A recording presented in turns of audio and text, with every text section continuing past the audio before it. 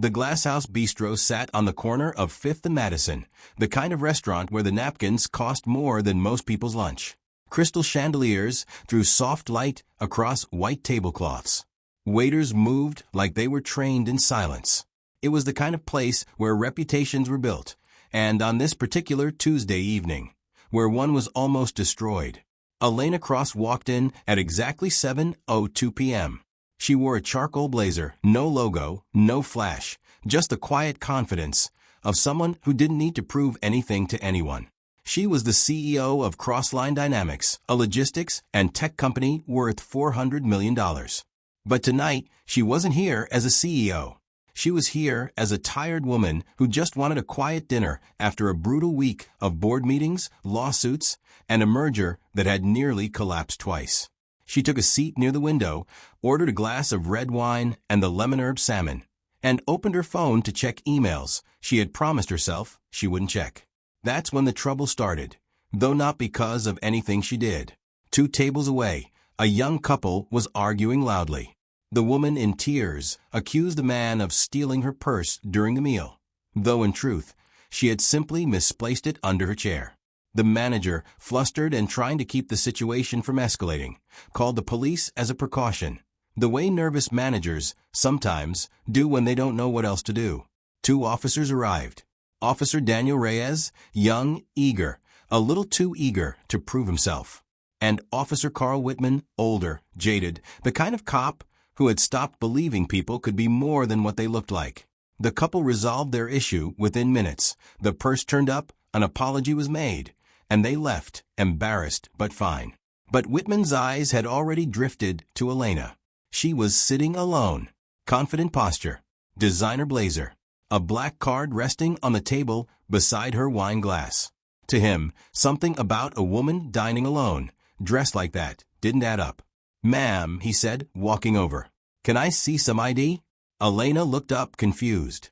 "I'm sorry. ID," he repeated, more firmly. "We've had reports of a woman matching your description running up bills and skipping out on payment at restaurants downtown." The restaurant went quiet. Heads turned. Elena felt her stomach tighten, not from fear, but disbelief. "I haven't even gotten my food yet," she said calmly. "And I certainly haven't skipped out on anything." "That's what they all say," Whitman replied, his tone dripping with condescension. "Let's see that ID, and maybe we check if that card is even yours." It was the phrase, "maybe we check if that card is even yours," that cracked something. Around the room, murmurs rippled. A few people pulled out their phones, recording. Elena reached into her purse, slowly, deliberately, the way you do when you want to avoid sudden movements around someone who clearly doesn't see you as harmless, and produced her driver's license and a corporate card embossed with her name. Elena M. Cross, Crossline Dynamics, CEO. Whitman barely glanced at it. "Anyone can print a fancy card," he said. "Doesn't mean you didn't steal it." "Excuse me." Elena's voice rose now, sharp with disbelief. "I built that company. I am the CEO." "Sure you are," Whitman said, smirking at his partner. Reyes, to his credit, looked uncomfortable, but said nothing.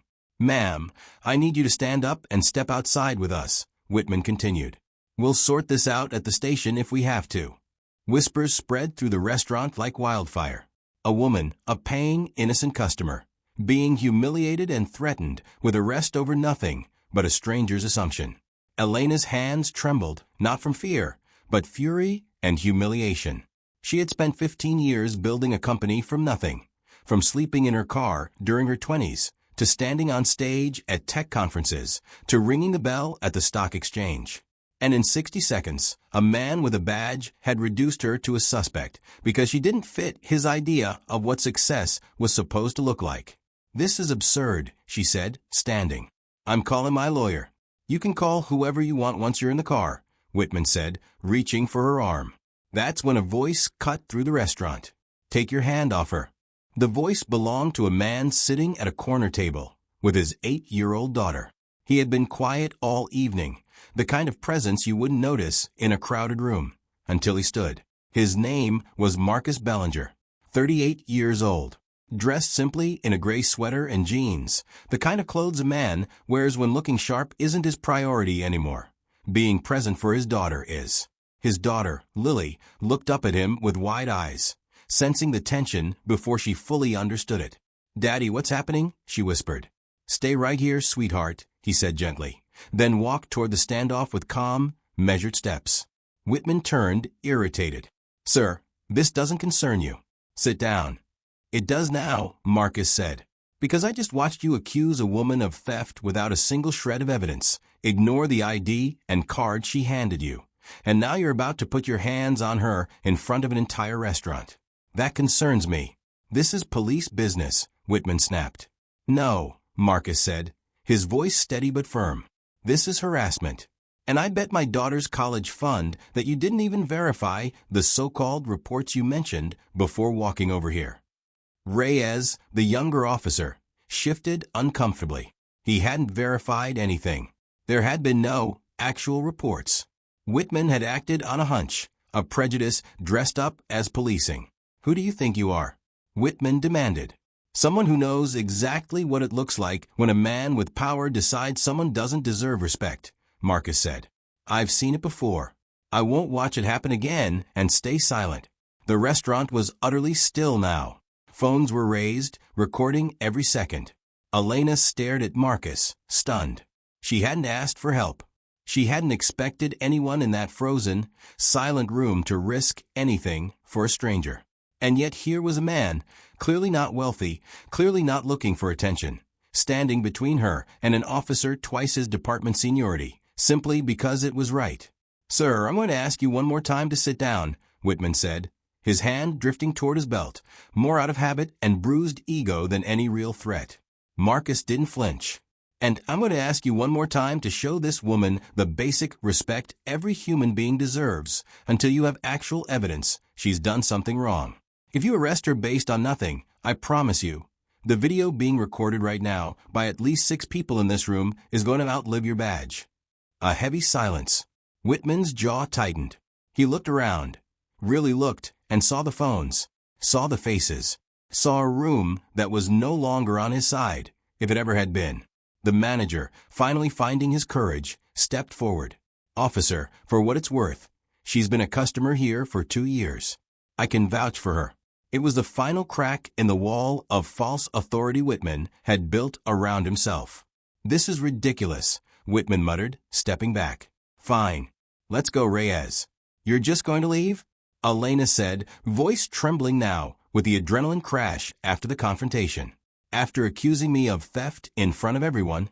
Whitman didn't answer. He turned and walked out, Reyes trailing behind him, throwing an apologetic glance over his shoulder before the door closed.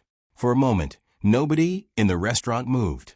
Then, slowly, applause broke out, uncertain at first, then full, directed not at the drama, but at the man who had stood up when it mattered. Elena sat back down, her legs unsteady beneath her. Marcus walked back toward his daughter, who hugged his leg the moment he was close enough. "Were you scared, Daddy?" Lily asked. "A little," he admitted. "But some things are scarier to stay quiet about than to speak up." Elena watched them, something shifting in her chest. She stood and walked over. "Thank you," she said simply. "I don't know what to say beyond that." Marcus smiled, a little embarrassed by the attention now gathering. "You don't have to say anything. Nobody should have to go through that." "I'd like to repay you somehow," she said. "You don't owe me anything," he said. "I'd do it for anyone." "That's exactly why I want to," Elena replied. "People who help expecting nothing in return are rare. I'd like to know your name, at least." "Marcus," he said. "Marcus Bellinger. And this troublemaker is Lily." Lily peeked out from behind his leg and gave a small wave. Elena smiled, a real smile, the first one in weeks that wasn't performative for a boardroom or an investor call. Elena Cross. What none of the diners in the Glass House Bistro knew that night was the weight both Elena and Marcus carried beneath the surface of their composed exteriors. Elena had built cross-line dynamics out of grief and grit. Her younger brother had died in a warehouse accident at a company that cut corners on worker safety to save costs. She had been 24, freshly graduated, devastated, and angry. Instead of letting that anger consume her, She funneled it into building a logistics company that prioritized worker safety technology, sensors, AI-monitored equipment, fail-safes that had since saved hundreds of lives across the industry. She had clawed her way to success not for wealth, but to make sure no other family received the call she once had. But success had come at a cost. Her marriage had crumbled under the weight of 80-hour work weeks. Her father had passed during a particularly brutal fundraising round she couldn't step away from. She had built an empire, and in many ways, she had built it alone. Marcus's story was quieter, but no less heavy.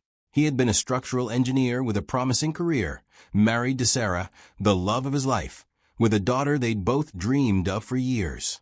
Then, 3 years ago, Sarah was diagnosed with an aggressive form of cancer. He had spent every dollar of savings, sold their house, and eventually left his job to care for her full-time during her final 8 months. She passed away 2 years ago. Since then, Marcus had rebuilt his life from the ground up, working as a freelance structural consultant so he could keep flexible hours for Lily, picking her up from school every day, never missing a single recital or science fair, determined that the one parent she had left would never feel like an afterthought. He didn't have much money. He didn't have a fancy apartment.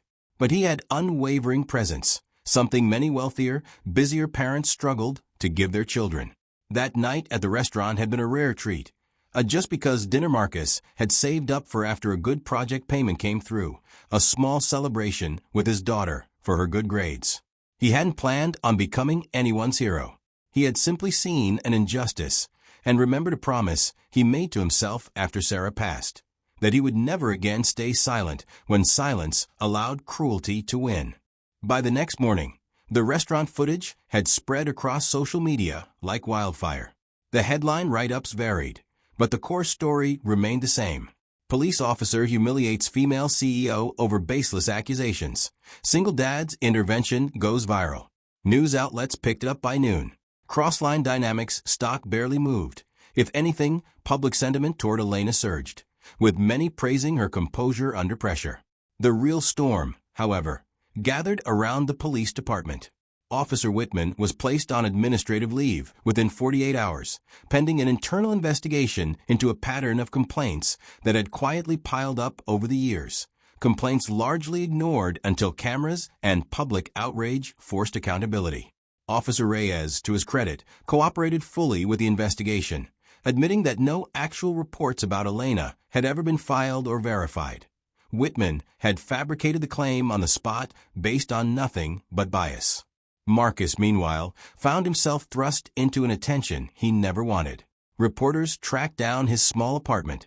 Local news vans parked outside Lily's school, hoping for a comment, until the school principal firmly asked them to leave for the sake of the children's safety.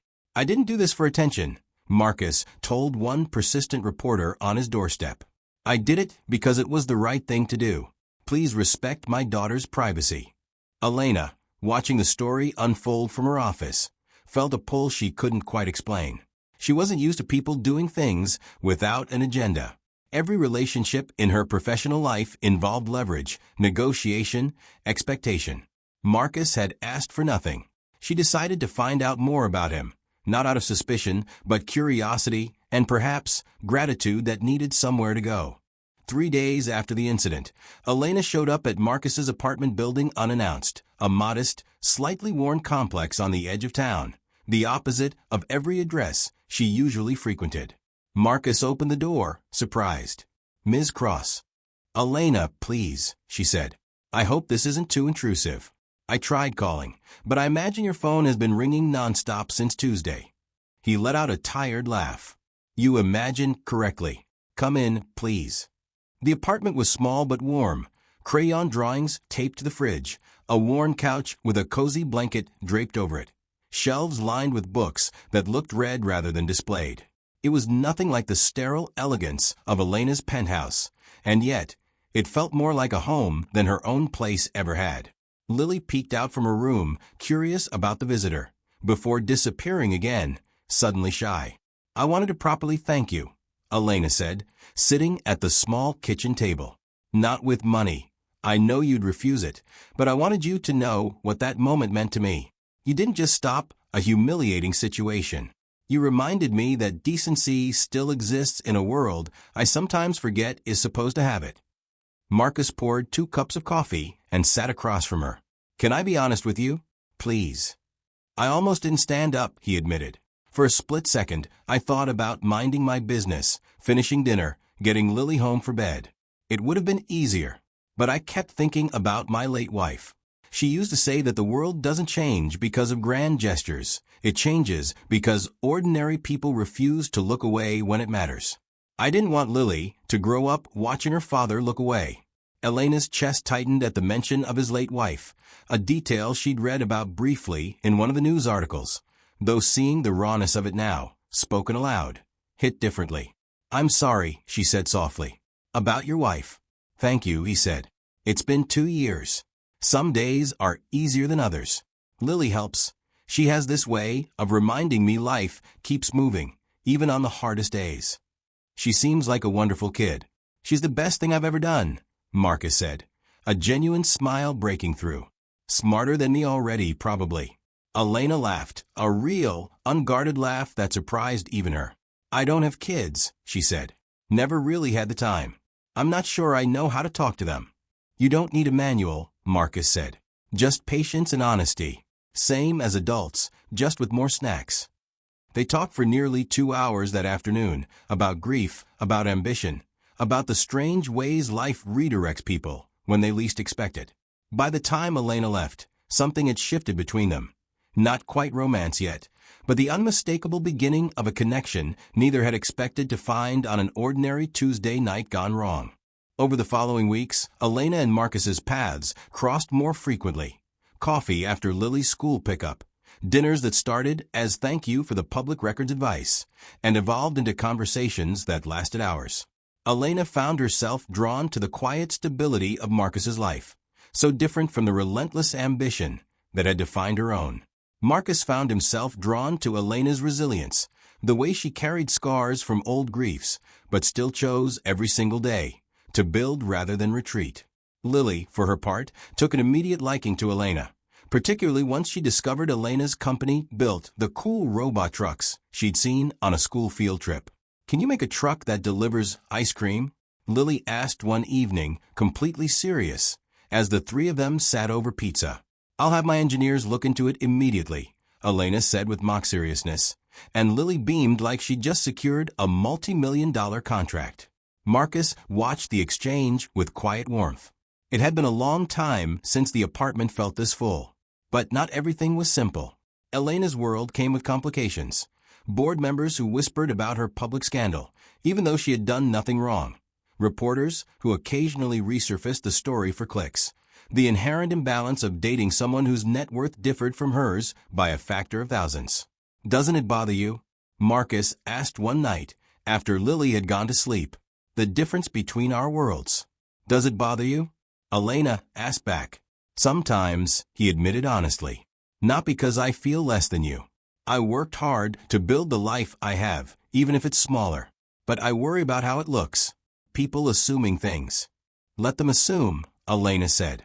I spent years building a company, so I'd never have to answer to anyone else's opinion of how I should live my life. I'm not about to start now over something as small-minded as net worth. That's a very CEO answer, Marcus teased. Well, I am one, she shot back smiling.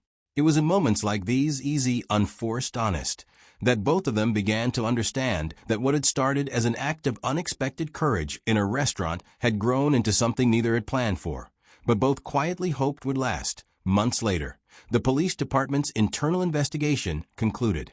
Officer Whitman was formally terminated, with a report citing a documented pattern of racial and class-based profiling stretching back years, incidents previously buried under bureaucratic inertia until public pressure forced transparency. Elena was asked to give a statement at a city council hearing on police accountability reforms. She accepted, not for publicity, but because she remembered what it felt like to be reduced to a suspicion in front of a room full of strangers, and she wanted to ensure fewer people experienced that same humiliation. Marcus attended the hearing, sitting in the front row, Lily at a friend's house for the evening. When it was Elena's turn to speak, she stood at the podium, calm and measured, The same composure she carried into boardrooms, now carrying into a different kind of fight. I run a company that built its name on protecting people. Workers in warehouses, drivers on the road, employees whose safety was once treated as optional, she said. But that night, in a restaurant, none of that mattered. I was just a woman who didn't fit someone's narrow idea of what success should look like, and that was apparently enough to treat me as a criminal. She paused, scanning the room. What changed that night wasn't policy. It was one person, a stranger, a single father just trying to enjoy dinner with his daughter, who chose to speak up when silence would have been so much easier. That's what we need more of in every system meant to protect us. People willing to risk discomfort for someone else's dignity. Reform isn't just about new training manuals. It's about culture. It's about making sure decency isn't the exception, but the baseline. The room erupted into applause. Marcus watched her, pride swelling in his chest, not because she'd mentioned him, briefly and without naming him directly, but because of who she had become through the experience. Not a victim of that night, but someone determined to turn it into change. After the hearing, as they walked out together into the cool evening air, Elena turned to him. "Thank you for being here. I wouldn't have missed it," Marcus said. "You were incredible up there." "I learned from someone who knows a thing or two about standing up when it's easier to sit down," she said, smiling. He laughed softly, taking her hand as they walked, a small, simple gesture that had become natural between them. "You know," he said, "when I stood up that night, I never imagined where it would lead. I thought I was just stopping an injustice. I didn't think it would change my whole life." "Funny how the small decisions end up being the biggest ones," Elena said. A year after the incident, the Glasshouse Bistro looked the same as ever. Chandeliers glinting, white tablecloths pristine, waiters moving with practiced quiet. But this time, Elena and Marcus sat together at a table near the same window where it had all begun. Lily seated between them, animatedly explaining her latest school science project involving baking soda volcanoes. The restaurant manager, recognizing them immediately, approached with a warm smile. "It's an honor to have you both back on the house tonight, if that's all right." "That's very kind," Elena said, "but not necessary." "Please," the manager insisted. "What happened here changed how we train our staff to handle situations like that. We owe you both more than a free dinner could cover." As the manager walked away, Elena looked at Marcus, then at Lily, who was now drawing on her napkin with the crayons the waiter had thoughtfully provided. "Do you ever think about that night?" Elena asked. "How different things could have gone if you just stayed quiet." Marcus considered the question seriously. "All the time. But I think some moments are designed to test who we really are. I'm glad I didn't fail that test." "I'm glad too," Elena said softly. "More than you know." Outside the window, the city moved on as it always did, busy, indifferent, full of strangers living separate lives. But inside that restaurant, 3 lives that had been forever altered by one moment of courage sat together, no longer strangers, but something far more enduring. Marcus reached across the table and took Elena's hand. "To ordinary people," he said, raising his water glass slightly, who refused to look away. Elena smiled, raising hers to meet it. "To ordinary people. The most extraordinary kind there is." Lily looked up from her drawing, holding up her own little cup of juice. "And to ice cream trucks." Both adults burst into laughter, the kind that echoed warmly through the restaurant, drawing smiles from nearby tables who had no idea of the story behind it, only that it looked, unmistakably, like happiness. Sometimes the most powerful moments in life don't come from grand plans or perfect timing. They come from a single decision, made in a single second, by an ordinary person who simply refuses to stay silent when something is wrong. Elena Cross went on to launch the Crossline Dignity Initiative, a program partnering with local police departments across the country to implement bias awareness training, modeled directly on lessons learned from her own humiliating experience. What started as her lowest moment in public became the foundation for systemic change reaching far beyond that one restaurant, that one city, that one night.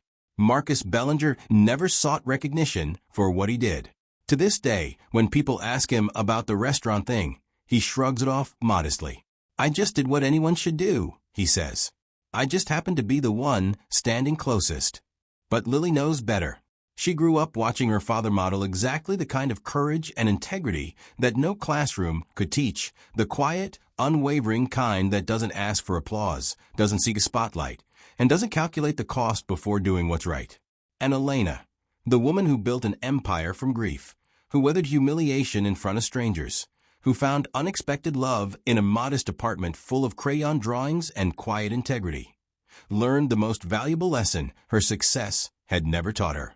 That true power isn't measured by boardrooms, stock prices, or corner offices. It's measured by the willingness to stand up, even when sitting down would be so much easier.